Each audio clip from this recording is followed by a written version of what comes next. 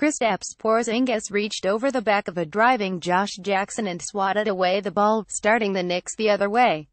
The anticipation grew inside the Garden as Porzingis sprinted to catch up to his teammates, and the crowd then erupted when Jack found him for an emphatic dunk and a three-point play to complete the scintillating sequence and essentially seal the Knicks' 120,107 home victory on Friday night over Phoenix. "I love that play," Porzingis beamed afterward. "Honestly, just the energy that was in the Garden at that moment, it was unbelievable. I had to calm myself down to knock down the free throw." In case any doubts were planted earlier this week by his brother agent, Porzingis professed his love for New York earlier in the day, and the still-smitten Garden certainly requited in kind.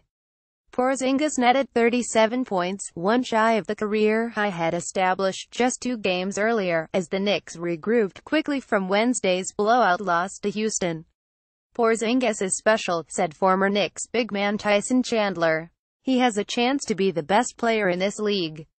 Enes Kanter also contributed 16 points and 15 rebounds, while Tim Hardaway Jr. added 21 points for the Knicks, who have won 4 of 5 games since an 0-3 start. But this marked the 6th time in 8 games this season that Porzingis, who again heard frequent chants of MVP from the home crowd and left to a standing ovation, has recorded at least 30 points. "El Sajati images, I'm getting better as a player. I can feel that," said Porzingis, who battled a stomach virus on Thursday. "I can read more things. The game slows down for me a little bit. I'm learning how to draw more fouls, which is important to get to the line. I'm growing as a player and I think that's helping the team."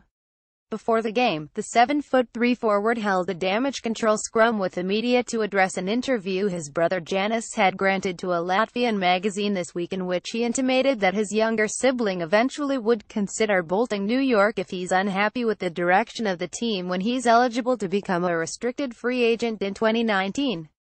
Janis Porzingis also suggested that Kristaps' infamous skipping of his exit meeting with then-President Phil Jackson last spring was to enact change in the organization because since traded All-Star Carmelo Anthony and people around him never tried to change anything. While suggesting the translated quotes on both fronts were taken out of context, Porzingis insisted he loves New York and that he sees himself as a Knick for a long, long time. "I don't think the fans should be worried about that," he added. No one inside the Garden appeared especially concerned as Porzingis came out firing and netted 10 quick points on a combination of jumpers and drives before the game was 7 minutes old. "Bill Kistrunep, he's a force in there," Jeff Hornacek said. "He's just taking his time. He knows and realizes he can shoot over the top of people, and he's not trying to do too much. I think the game has slowed down for him.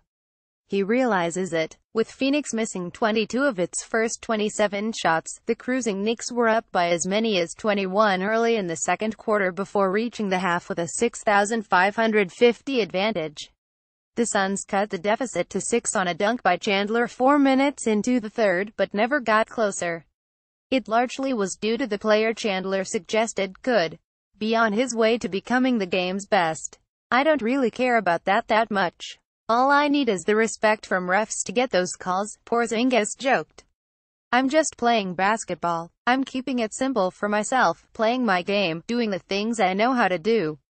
But it's nice to hear those kind of words from a former NBA Defensive Player of the Year.